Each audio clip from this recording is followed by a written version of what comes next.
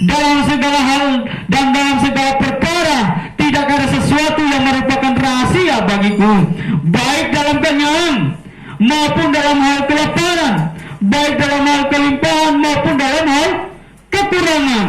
Ini latar belakang dasar pada seorang Rasul Paulus ketika berkata, ya sudah kasih Tuhan, ya segala perkara dapat kutanggung di dalam Yesus.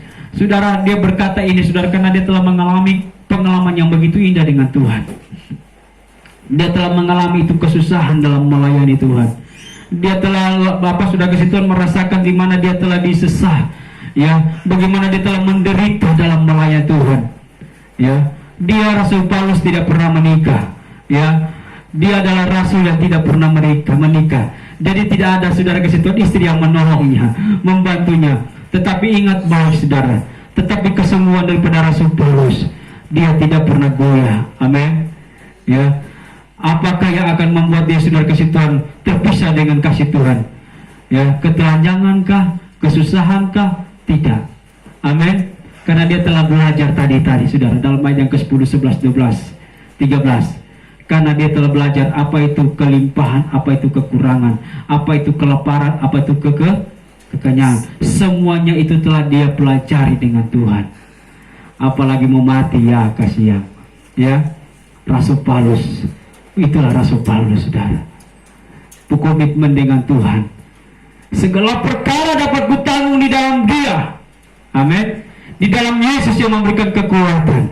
Engkau, apa yang membuat kelemahanmu akhir-akhir ini? Apa yang membuat engkau lemah akhir-akhir ini? Percayalah, Tuhan punya sesuatu yang luar biasa. Tuhan akan nyatakan dalam kehidupanmu. Ketika kami melayani Tuhan di penjara di Kalimantan, saudara, di kota Bontang, saudara, ada satu bapak yang bersaksi, ya, pendeta, selama ini kita tidak pernah mendengar, ya, pelayanan seperti ini. Tetapi satu hal saya mau katakan sama pendeta. Hari ini saya mau ambil bagian untuk melayani Tuhan. Saya telusuri melayani Tuhan, berarti dia sudah bisa melayani Tuhan, saudara. Habis ibadah, kita konseling dengan dia. Bapak, mari Bapak masuk ke depan, ke sini dengan saya, duduk di sini. Saya dengar Bapak kalau di dalam sini mau ingin melayani Tuhan. Saya tanya Bapak, ini antara saya nih, apalagi saya jangan sampai saya pulang ya penasaran dengan Bapak ini. Saya tanya, Pak, apakah kiranya mungkin dulu pernah Bapak melayani Tuhan? Dia diam, saudara. Tiba-tiba dia mengeluarkan air mata. No, laki-laki beda kalau mau menangis dengan perempuan. Kalau mungkin laki perempuan itu menangis so, ya. Kalau laki-laki kesencaim sedikit lah, ya kan? Di dalam penjara dia saudara kasih Tuhan, dia bilang, pendeta, saya ini hamba Tuhan, pendeta. Kaget saya, saudara. Hamba Tuhan. Di mana, Pak? Ada sebut satu gereja, tidak perlu saya sampaikan. Saya ini hamba Tuhan. Tetapi saya hamba Tuhan kecewa. Kecewa dengan siapa? Dengan istri saya. Saya lagi melayani Tuhan, istri saya berbuat dosa di rumah saya. Saya orang timur, Bapak. Saya tidak terima dengan begitu. Saya bunuh dia. Sambil dia menangis, saudara. Dia menangis. Dia sebenarnya hati kecilnya dia sesal. Menyesal dengan perbuatannya. Tapi kalau pikiran ya dia jalan, saudara kasih Tuhan, mau tua dia begitu, aduh dia marah sekali, saudara. Saya bilang, Bapak dengan penyesalan ini minta ampun sama Tuhan. Angkat tangan di hadapan Tuhan. Minta ampun bukan cuma Bapak, aku minta ampun kepada Tuhan. Bayar harga, saya bilang. Puasa sampai betul-betul merasakan satu kehancuran yang luar biasa karena penyesalan perbuatan Bapak yang telah menghilangkan nyawa orang. Semarah-marahnya Bapak, sebenci-bencinya Bapak kepada orang lain, jangan sampai menghilangkan nyawa orang. Dia sudah terdiam. Saya katakan, Bapak, Sekarang kira-kira istri Bapak di mana? Pernah datang ke sini? Satupun. Dia sudah sudah 7 tahun dia di penjara, tidak pernah didatangin istrinya itu.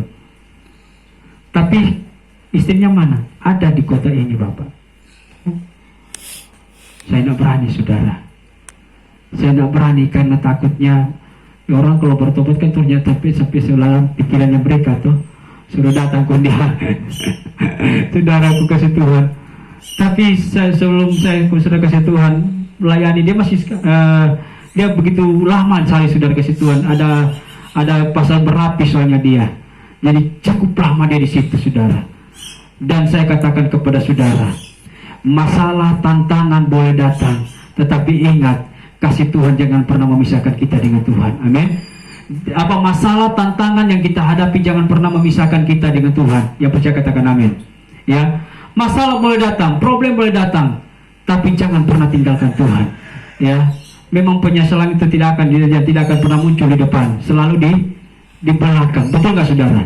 Ya, selalu di belakang baru kita menyesal. Aduh, kita kok seperti ini. Aduh, kasihan. Tetapi ingat bahwa saudara, tahun 2022 segala perkara dapat kutanggung di dalam Dia, di dalam Yesus. Amin. Ya, jangan pernah engkau tertipu dengan kehidupan dunia ini, saudara. Ya, kadangkala kita kalau dalam situasi yang betul-betul menekan kita mulai bisa menghalalkan segala cara. Betul nggak, saudara? Ya, dengar baik, di tahun 2022 ini, saudara, tantangan seberat apapun, masalah seberat apapun, jangan pernah membuat engkau jauh daripada Tuhan. Mari bangun relasimu dengan Tuhan. Engkau tadinya tahun 2021 sudah mulai dekat dengan Tuhan. Saat ini mari, jangan kita sudah kasih Tuhan menunggu lagi. Kita berlari saja, berlari, dekatkan dirimu kepada Tuhan. Amin. Haleluya. Dekatkan diri kepada Tuhan. Ya, jangan cuma menyanyi, ku kan terbang. Terbang bukan perang, saudara. Saya tahu terbang itu kuat, sudah kencang. Amin. Ya, engkau tergantung engkau burung apakah burung apa nama itu? Burung gagak kah? Burung cuy kah? Ya, burung tintis kah? Atau burung rajawali? Hah? Ya, saudara kasih Tuhan. Kalau engkau pilih sebagai burung rajawali, berarti engkau punya sayap bukan pelan. Amin. Saudara kasih Tuhan, dia cepat sekali. Dia pun aku sudah kasih Tuhan ketika dia mau tangkap itu DP buruan, saudara, cepat sekali, saudara. Ya, mata elang, saudara kasih Tuhan, coba kita perhatikan, saudara. Kalau mata itu kalau orang dalam ketinggian turun bajatu, saudara, atau bayang motor dalam kecepatan tertentu, saudara, mungkin di atas 100, sampai mata kan nah mungkin mau begitu, nah mungkin mau begini tuh, maksudnya, atau pakai kacamata. Iya toh? Siapa yang pengendara paling banyak pengendara motor? Kalau si lari, ya. Kita kok si lari motor sudah kasih Tuhan kala-kala Valentino Rossi. Ya, pikir kita, jangan kita Valentino Rossi. Oh bukan, kita hendak gitu kutu. Ya kan? Seselari sudah paling matang ini. Ya kan? Kenapa angin tuh kencang mengeluarkan air mata, saudara? Tapi elang, saudara, atau Raja Wali, saudara kasih Tuhan. Ya, Raja Wali, dia tidak pernah, saudara kasih Tuhan, menutup matanya. Dia malah dibuka lebar-lebar, saudara. Haleluya. Itulah bedanya kita, saudara kasih Tuhan. Ya, dengan saudara kasih itu bedanya Raja Wali dengan saudara kasih Tuhan dengan burung-burung yang lain. Ya, saat ini saudara, ya mari kita belajar untuk supaya kita mencari sesuatu yang berharga. Amin. Mencari harta yang berharga.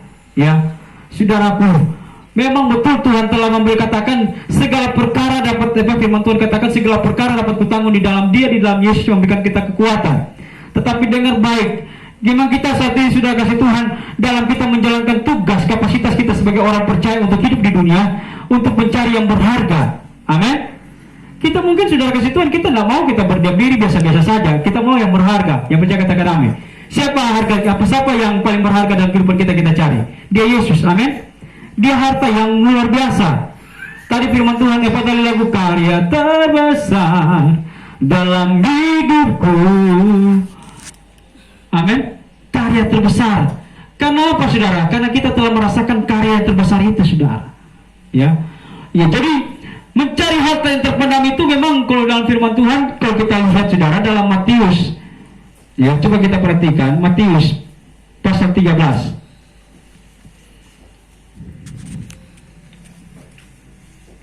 Matius pasal 13 ayat 44 sampai 46. Coba.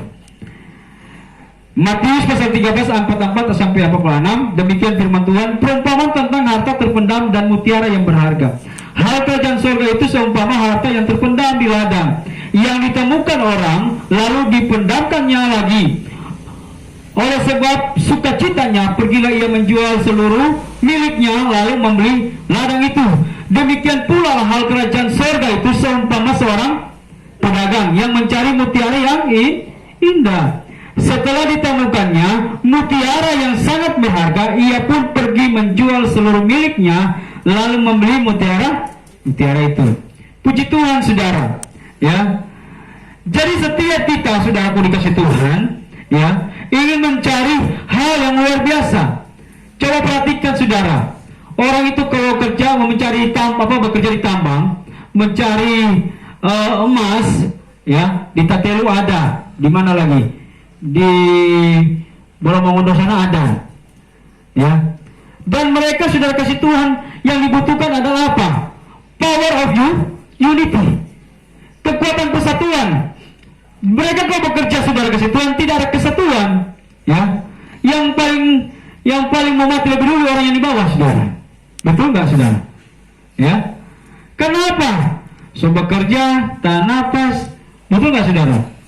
Ya. Dapat ruang lingkup yang bekerja tidak mengenakan, ya. Karena cuma berapa DP besar lubang itu, kampung, ya. Tidak leluasa, siksa. Tetapi itu gambaran orang ketika saudara kasih Tuhan untuk mencari. Tidak enak sebenarnya, saudara, mencari harta yang terbenam. Tetapi ketika kita dapatkan hasil, ada begitu banyak sekali kesenangan yang kita alami. Amin.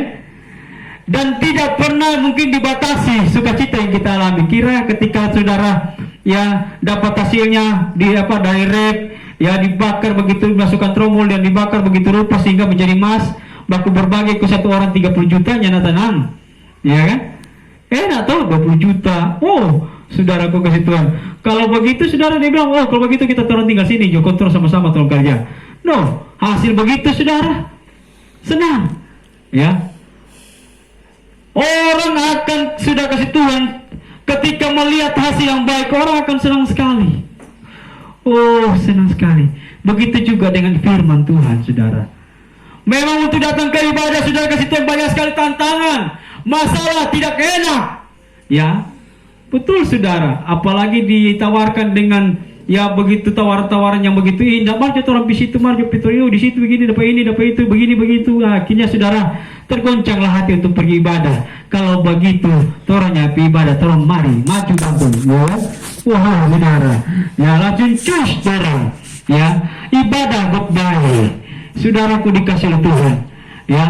Susah saudara ke situ, tetapi ketika kita datang ke rumah Tuhan, merasakan hadirat Tuhan, zaman Tuhan, kita mendengarkan firman Tuhan, dan kita sudah kasih Tuhan terkesimak dengan firman Tuhan, kita terpati firman Tuhan dalam kehidupan kita, sehingga firman Tuhan itu memberikan kita sukacita, mendapatkan suatu kesenangan yang luar biasa, kita pulang dengan bahagia. Itulah sebenarnya sudah kasih Tuhan yang kita dapatkan di dalam ibadah. Amin. Amin, saudara.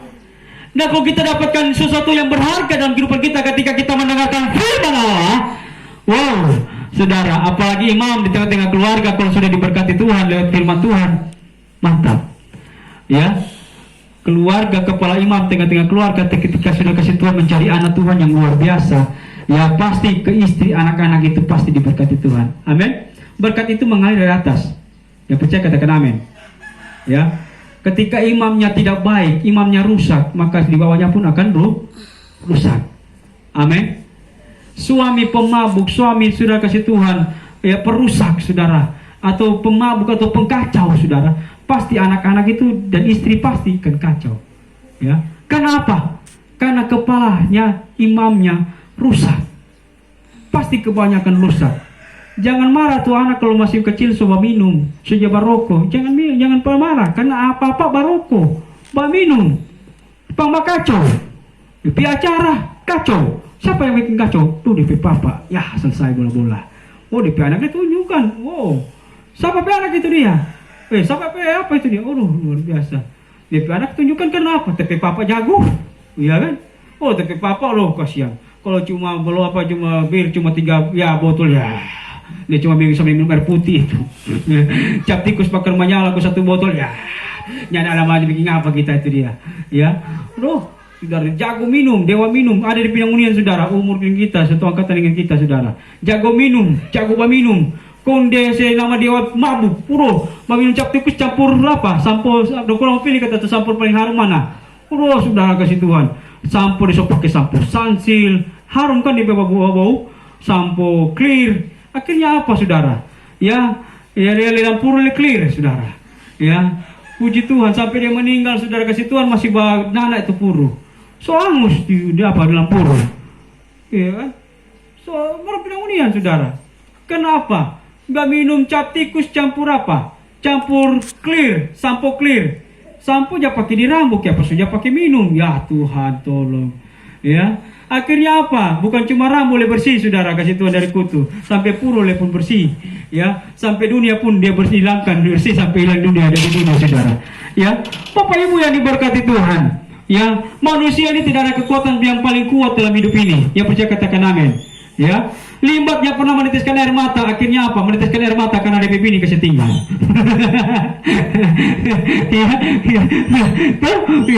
Tidak ada kekuatan yang paling hebat sudah kasih Tuhan.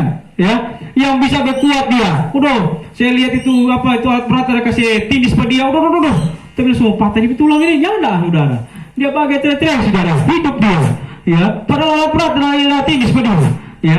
Maka tetap dia menangis, dia istri kasih tinggal. Ya, saudara kekasih Tuhan, Bapak Ibu yang diberkati Tuhan, ya, mari kita cari itu Tuhan, amin. Cari itu firman, karena firman itu sumber kekuatan. Ketika engkau mulai lemah, ketika engkau disakiti, ketika engkau mungkin tidak sesuai dengan apa yang kau alami dan diciptakan orang sehingga hatimu sakit, saudaraku dikasih Tuhan, firman Tuhan untuk dijawabkan dalam hidupmu. Makanya cari Tuhan. Karena ini bukan sudah kasih Tuhan, bukan waktu yang santai-santai. Di waktu ini adalah waktu yang sudah tua.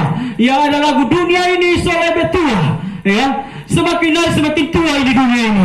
Semakin hari semakin kita akan mengalami susah dalam dunia ini, saudara. Tetapi ingat baik orang yang selalu memperhatikan firman Tuhan. Dunia boleh hilang, saudara. Kasih bilang hilang, bisa hilang, saudara. Orang yang kita sayangi bisa hilang. Tetapi firman Allah ketika ada dalam kehidupan kita tidak akan pernah hilang dalam kehidupan kita. Amin. Dia selalu ada dan selalu hidup kepada kita. Ya. Tapi saudara kasih Tuhan, ada waktu. Ada waktu. Walaupun itu ada, susah untuk kita ketemukan itu firman. Orang mau cari timur, barat, utara, selatan, seluruh mata penjuru mata angin. Haleluya. Engkau tidak pernah lagi ketemu dengan firman Tuhan. Mau cari di mana? Aduh, kita suka kau dengar firman Tuhan sama dengan pendeta Hanuk. Jangan dengarnya banyak sampai sampaikan dulu. Aduh, sedap sekali itu firman Tuhan. Kita senang sekali pendeta Hanuk ikut. Aduh, bukan cuma ikut melegagah, tapi orang legagah. Tuhan. Amin. Iya. Kita suka sekali pendeta muda Yornal Golgotha. Aduh, memang luar biasa. Mantap, kuat sama dengan orang lebih kuat. Oh, haleluya. Puji Tuhan. Amin. Ya. Tapi kasih yang ngapiru mengampung ke, tidak akan selamanya engkau akan mendapat firman Tuhan itu. Karena di mana ada satu waktu, satu titik engkau tidak pernah melihat lagi firman Tuhan. Sekalipun itu ada, tetapi engkau tidak pernah lagi, saudara. Karena apa? Karena itu akan diangkat. Ini firman Tuhan berkata dalam kitab Amos. Coba perhatikan kitab Amos. Kitab Amos. Pasal yang keberapa itu? Tentang firman Tuhan itu.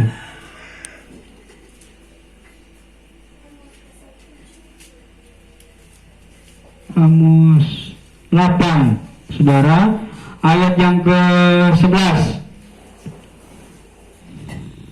Tema di sana sejelas, lapar dan haus. Betul nggak, saudara? Ya, dengar baik.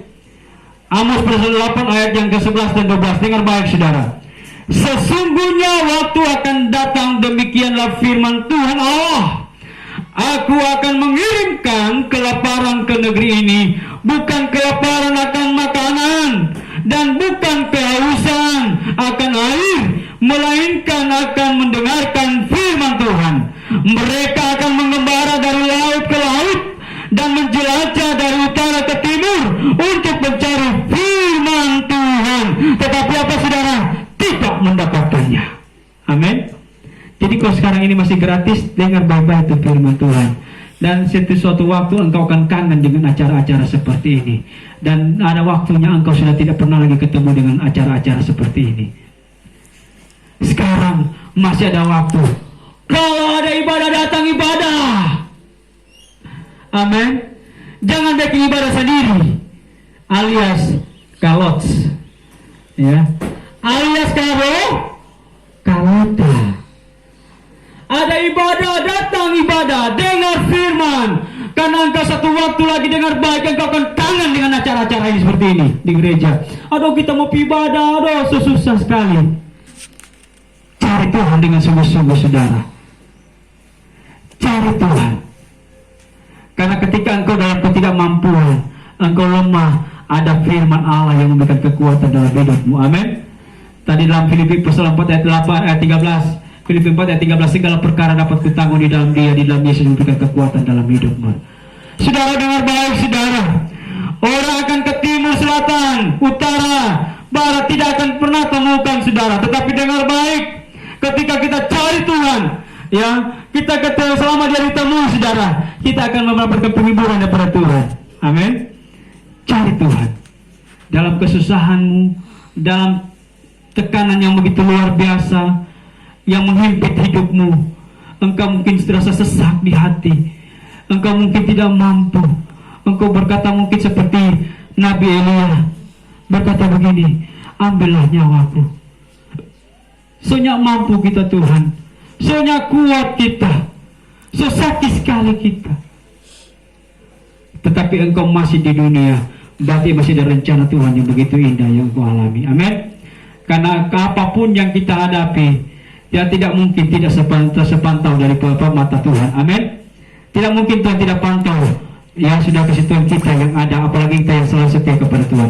Tuhan tahu, Tuhan mengerti, Tuhan tahu apa yang kita rasakan, Tuhan mengerti apa yang kita alami. Amin. Karena pujian berkata, Dia mengerti, Dia peduli persoalan yang kita alami. Namun satu yang Dia minta agar kita percaya, sampai mujizat menjadi nyata. Menjadi nyata. Amin. Kalau mujizat belum nyata,